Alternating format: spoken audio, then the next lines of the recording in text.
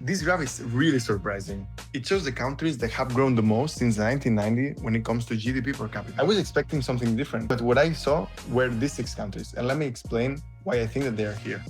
The first two are China and Vietnam. I think that these two are quite similar in a way of that they came from really specific political situation before, based on communism and centralism, and they changed to a market economy, investments in infrastructure, and way more opening to the world, which reduced poverty for millions and millions of people. The second group that I see here are Guyana and Equatorial Guinea.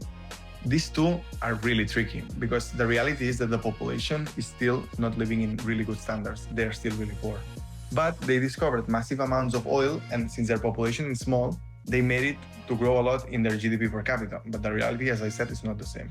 The last two cases are also quite particular. In the case of Bosnia, there was a brutal war in the 1990s, as you know, and they have grown since then. But that doesn't mean that the country is doing great. It's just that they were in a really bad situation before. And in the case of Myanmar, there was a partial liberalization after decades and decades of isolation that briefly accelerated growth. But as you know, right now Myanmar is in a really bad situation with the earthquake and especially with the civil war. So to sum up, I feel like this table was really interesting and insightful. The information is real and objective, but at the same time, I feel like it doesn't reflect the reality, or it doesn't mean that these countries are doing so well. You have to take everything with a grain of salt and analyze every single situation.